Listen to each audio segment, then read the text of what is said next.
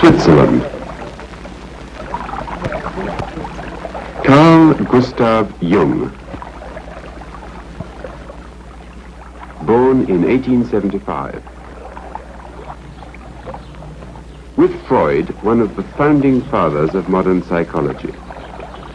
Still working at 84, he is the most honored living psychiatrist, and history will record him as one of the greatest physicians of all time.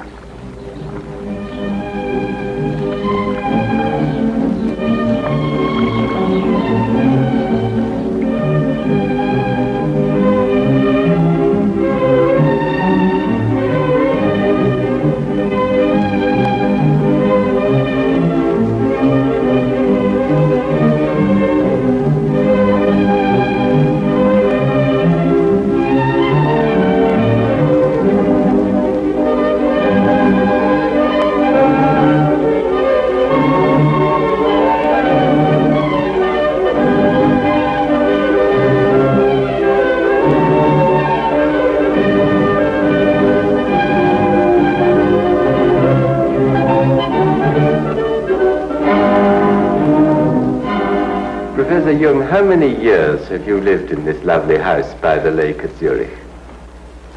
It's just about 50 years. Do you live here now just with your secretaries and your English housekeeper? Yes. No children or grandchildren with you? Oh, no, they don't live here, but I have plenty of them in the surroundings. Do they come to see you often? Oh, yes. How many grandchildren have you? Oh, 19. And great-grandchildren? Oh, I think 8, and I suppose one is on the way. And do you enjoy having them? Well, of course it's nice to feel such a living crowd out of oneself. Are they afraid of you, do you think? I don't think so. If you would know my grandchildren, you wouldn't think so. What? They steal my things. Even my hat that belongs to me, they stole the other day. Now, can I take you back to your own childhood? Do you remember the occasion when you first felt consciousness of your own individual self? That was in my 11th year. There I suddenly, on my way to school, I stepped out of a mist. It was just as if I had been in a mist, walking in a mist, and I stepped out of it, and I knew I am what I am. And then I thought, but what have I been before? And then I found that I had been in a mist, not knowing to differentiate myself from things. I was just one thing among many things. Now, was that associated with any particular episode in your life, or was it just a normal function of adolescence? Well, that's difficult to say. As far as I can remember, nothing had happened before that would explain this sudden coming to consciousness. You hadn't, for instance, been quarreling with your parents or anything? No. What memories have you of your parents? Were they strict and old-fashioned in the way they brought you up? Oh, well, you know, they belonged to the later parts of the Middle Ages. And my father was a parson in the country, and you can imagine what people were then, you know, in the 70s of the past century. They had the convictions in which people have lived since 1,800 years. How did he try to impress these convictions on you? Did he punish you, for instance? Oh, no, not at all. No, he was very liberal, and he was most tolerant, most understanding. Which did you get on with more intimately, your father or your mother? That's difficult to say. Of course, one is always more intimate with the mother. But when it comes to the personal feeling, I had a better relation to my father, who was predictable,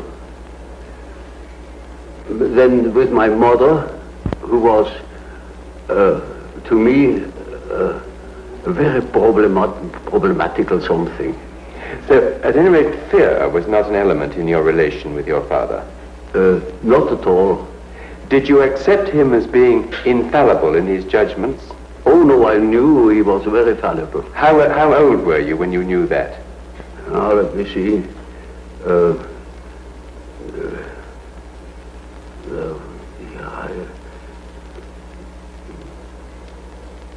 Perhaps 11 or 12 years old. It was hanging together with the fact that I knew I was.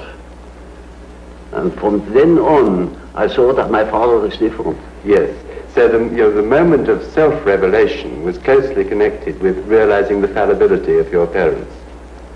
Yes, one could say so. Now, what about... But I realized that I had fear of my mother, but not during the day.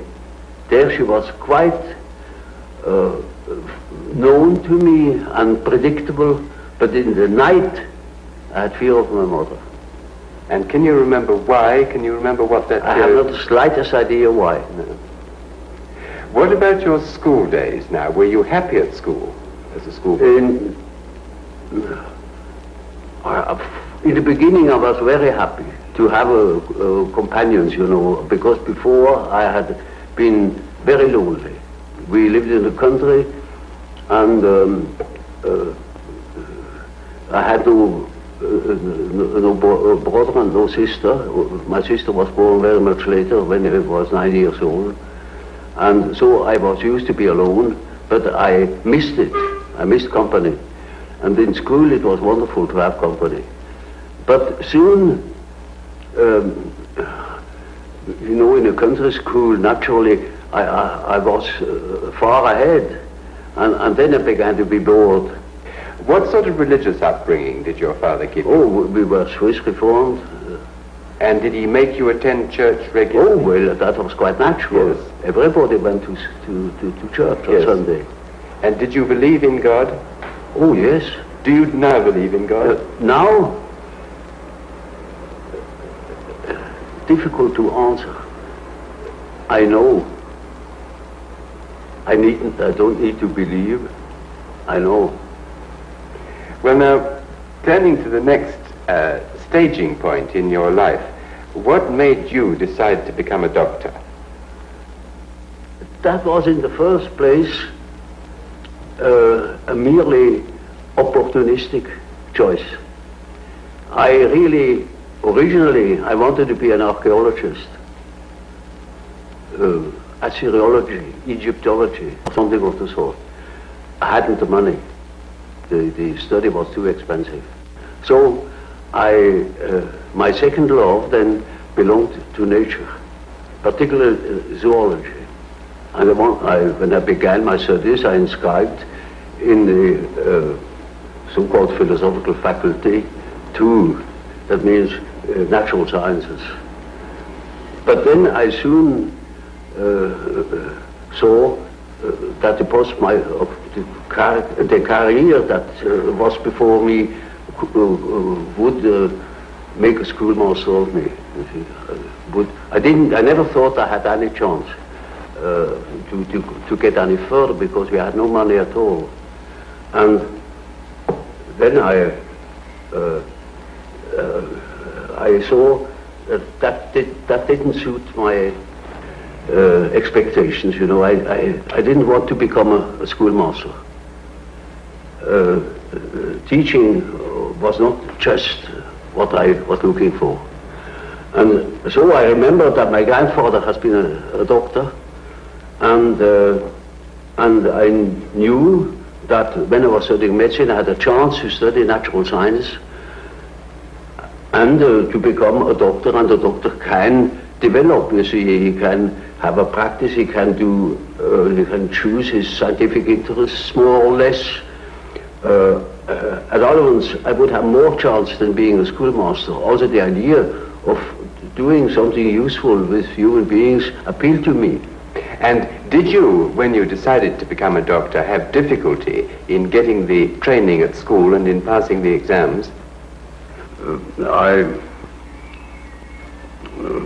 particularly had a difficulty with certain teachers that didn't believe that I could write a decent thesis. I remember one case where the teacher had the custom the habit to discuss the papers written by the pupils, and he took the best first, and he went through the whole number of the pupils, and I didn't appear, and I was badly troubled over it, and I thought, well, it is impossible that my thesis can be that bad. And when he had finished, he said, there is still one paper left over, and that is the one by Jung. That would be by far the best paper if it hadn't been copied. He has just copied it somewhere, stolen. You are a thief, Jung. And if I knew where you have stolen it, I would fling you out of school. And I got mad, and I said, this is the one thesis where I have worked the most, because the theme was interesting, in contradistinction, you know, to other themes which are not at all interesting to me. And then he said, you are a liar, and if you can prove that you have stolen that thing somewhere, then you get out of school. Now that was a very serious thing to me, because what else then, you see? And I hated that fellow, and that was the only man I could have killed, you know. If I had met him once at a dark corner, I would have shown him something of what I could do. Did you often have violent thoughts about people when you were young? No, not exactly. Only when I got mad. Well, then I beat them up. And did you often get mad? Not so often, but then for good. You were very strong and big, I imagine. Yes, I was pretty strong.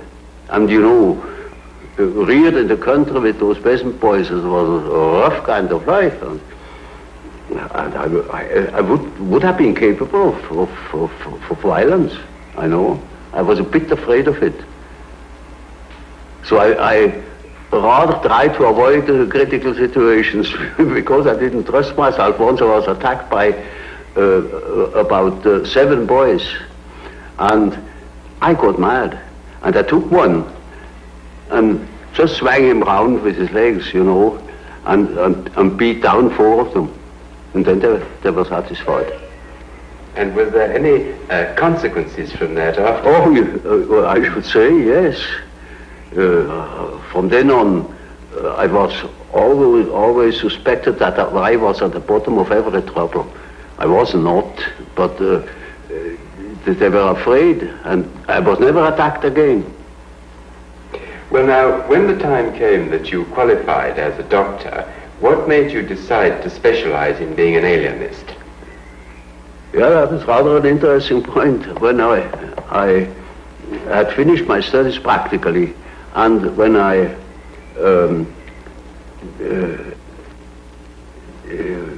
didn't know what I really wanted to do, I had a big chance to follow one of my professors. He was called to a new position in Munich, and he wanted me as his assistant. But then, in that moment, I studied for my final examination.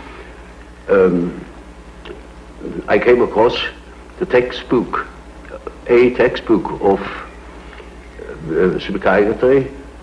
Up to then, I thought nothing about it because our professor then wasn't particularly interesting. And I only read the introduction to that book, where certain things were said about psychosis as a maladjustment of personality. That hit the nail on the head. In that moment, I saw I must become an alienist. My heart was thumping wildly in that moment. When I told my professor I wouldn't follow him, I would study psychiatry, he couldn't understand it. No, my friends, because in those days psychiatry was nothing at all.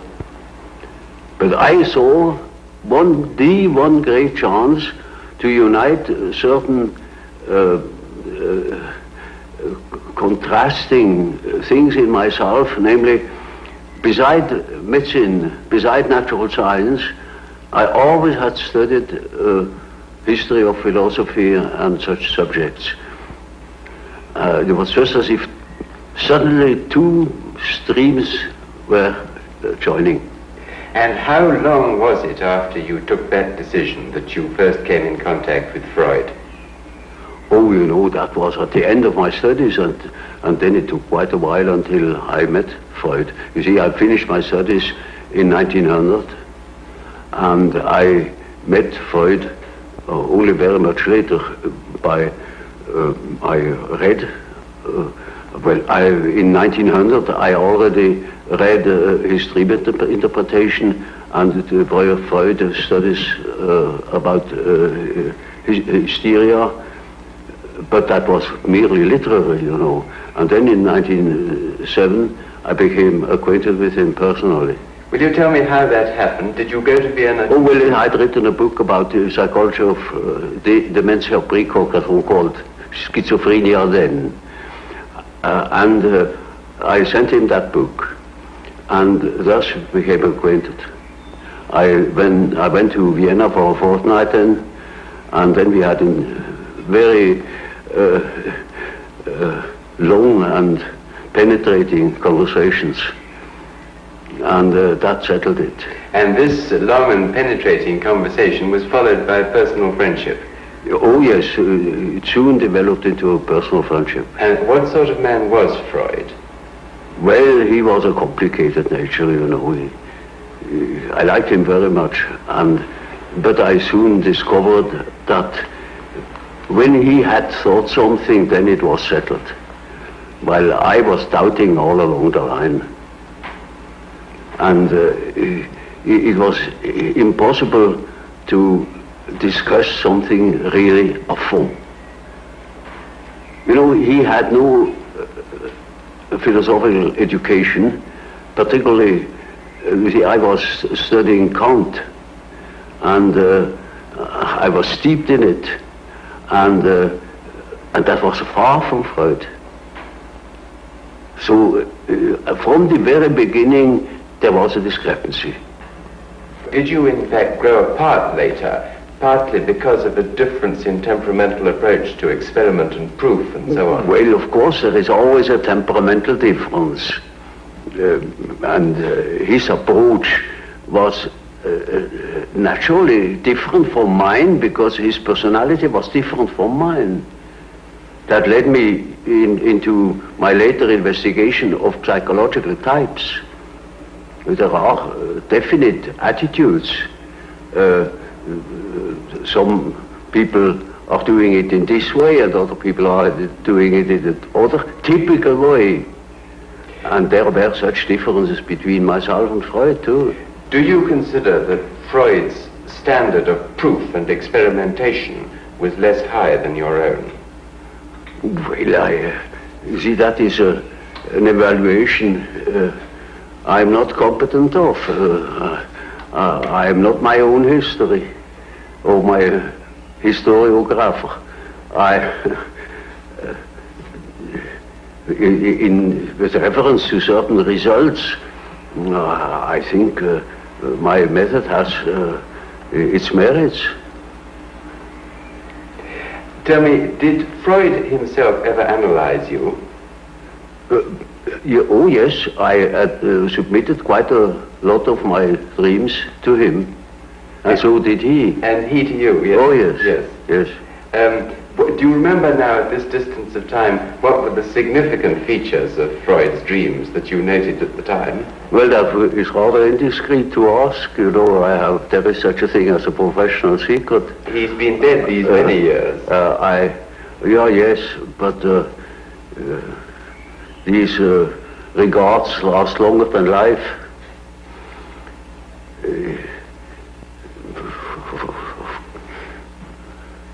I prefer not to talk about it. Well, may I ask you something else then, which perhaps is also indiscreet? Is it true that you have a very large number of letters which you exchanged with Freud, which are still unpublished? Yes. When are they going to be published? Well, not during my lifetime. You would have no objection to them being published after your life? Oh, no, not at all. Because they are probably of great historical importance. I don't think so. Then why have you not published them so far? Because they were not important to me enough. I see no particular importance in them. They are concerned with personal matters? Well, partially. But I wouldn't care to publish them. Well, now, can we move on to the time when you did eventually part company with Freud? It was partly, I think, with the publication of your book, The Psychology of the Unconscious. Is that correct? That was the real cause. Well, now, before you... Oh, I mean the final cause, because it had a long preparation. You know, from the beginning I had a reservatio mentalis. I couldn't agree with quite a number of his ideas. Which ones in particular? Well, chiefly his purely personal approach and his disregard of the historical conditions of man. You see, we depend largely upon our history. We are shaped through education, through the influence of the parents, which are by no means always personal. They were prejudiced or they were influenced by historical ideas or what I call dominance. And that is a most decisive factor in psychology. And we are not of today or of yesterday. We are of an immense age. Was it not partly your observation, your clinical observation of psychotic cases which led you to differ from Freud on this? It was partially my experience with schizophrenic patients that led me to the idea of certain general historical conditions. Is there any one case that you can now look back on and feel that perhaps it was the turning point of your thought? Oh yes, I made quite a number of experiences of that sort, and I went even to Washington to study Negroes at the psychiatric clinic there in order to find out whether they have the same type of dreams as we have. And these experiences and others led me then to the hypothesis that there is an impersonal stratum in our psyche. And I can tell you an example. We had a patient in the ward. He was quiet but completely dissociated, schizophrenic. And he was in the clinic already for over 20 years. He had come into the clinic, as a matter of fact, being a young man, a little clerk, and did no particular education. And once I came to the ward, and he was obviously excited and called to me, took me by the lapel of my coat and led me to the window and said, "Doctor, now you must see. Now look at it. Look up at the sun and see how it moves. You see, you must move your head too, like this, and then you will see the follows of the sun. And, you know, that's the origin of the wind. And you see how the sun moves as you move your head from one side to the other. Now, of course, I didn't understand it at all. I thought, there you are, he's just crazy. But that case remained in my mind. And 4 years later, I came across a paper written by the German historian Dietrich, who had dealt with the so-called Mithras liturgy, a part of the great Parisian sorcerer Papyrus. And there he produced a part of the so-called Mithras liturgy. Namely, it is said there, after the second prayer thou wilt see how the disk of the sun unfolds.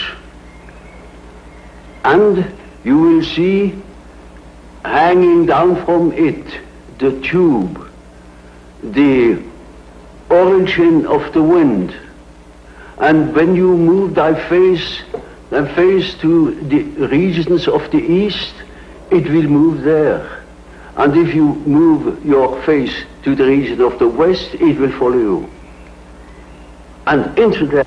But how could you be sure that your patient wasn't unconsciously recalling something that somebody had told him? Oh no, quite out of question, because that thing was not known. It was in a magic papyrus in Paris, and it wasn't even published. It was only published 4 years later after I had observed it with my patient. And this you felt proved that there was an unconscious which was something more than personal. Oh, well, that was not a proof to me, but it was a hint. And I took the hint. Yes. Now, tell me, how did you first decide to start your work on the psychological types? Was that also as a result of some particular clinical experience? Less so. It was a very personal reason. Namely, to do justice to the psychology of Freud, also to that of Adler, and to find my own bearings. That helped me to understand why Freud developed such a theory, or why Adler developed his theory, his power principle. Have you concluded what psychological type you are yourself? Naturally, I have devoted a great deal of attention to that painful question, you know. And reached a conclusion? Well, you see, the type is nothing static. It changes in the course of life. But I most certainly was characterized by thinking. I always thought, from early childhood on.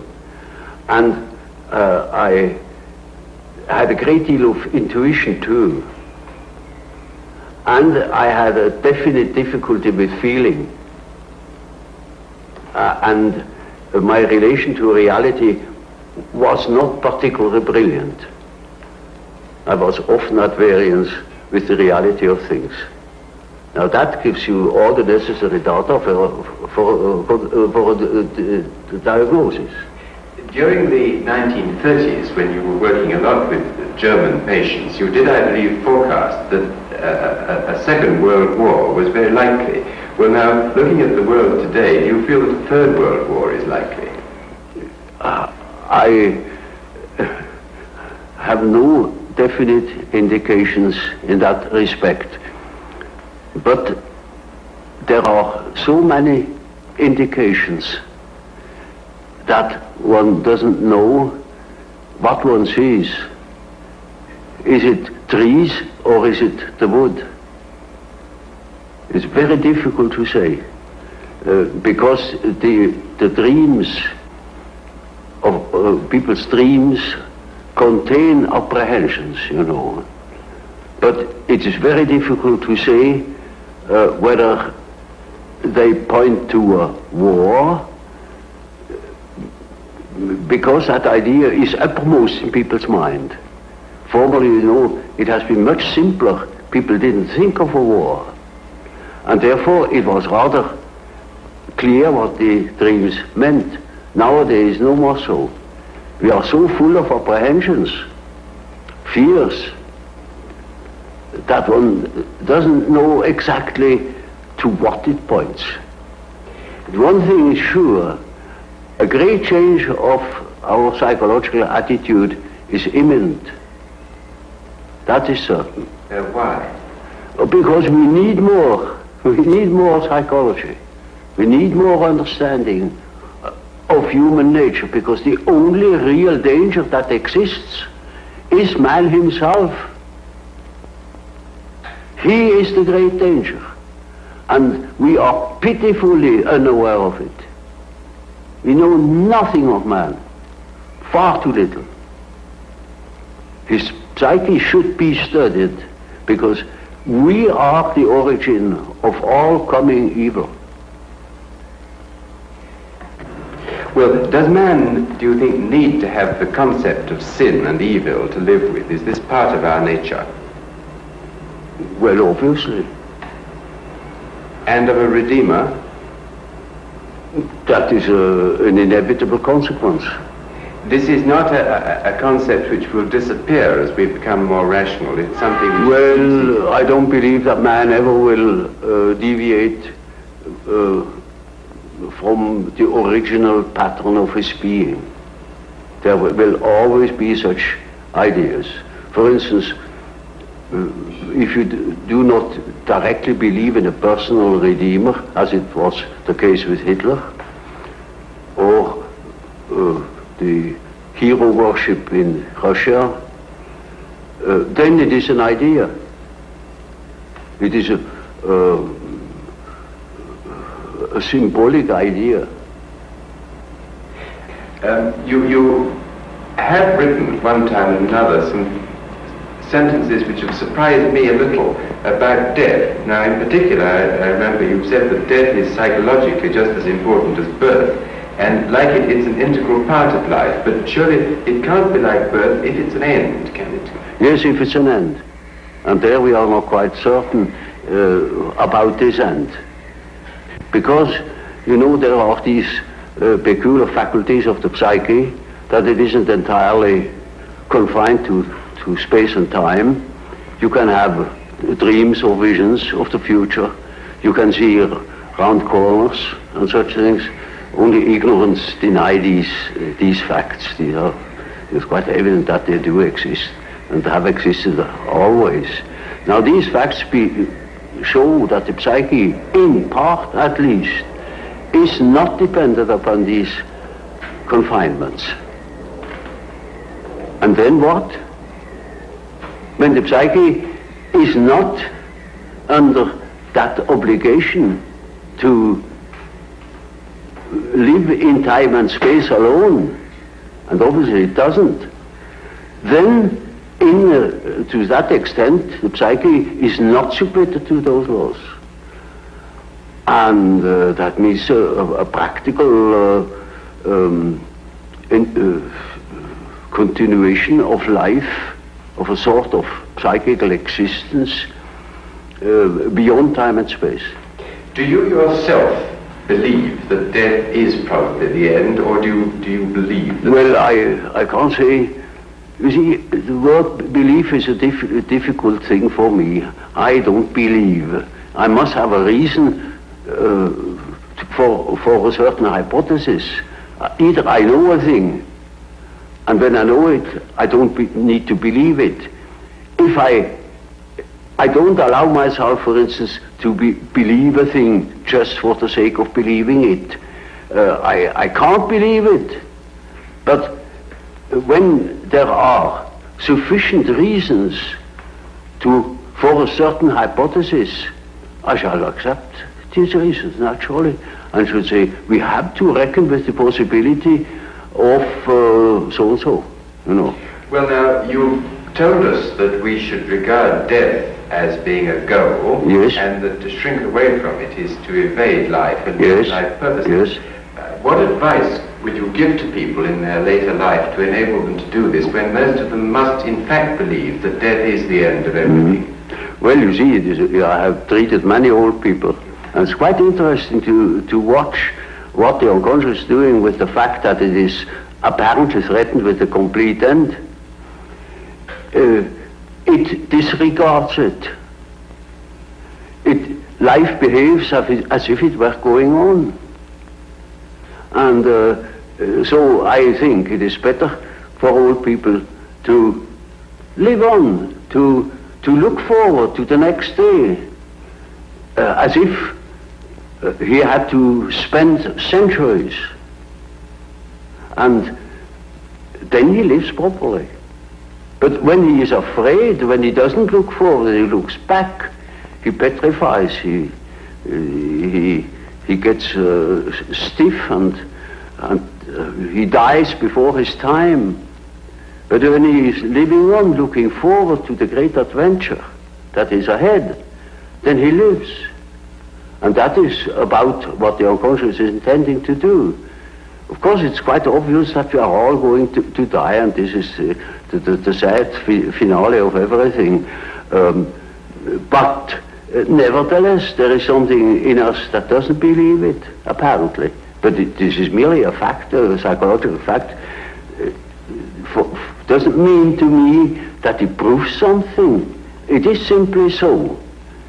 For instance, I may not know why we need salt, but we prefer to eat salt too, because you feel better.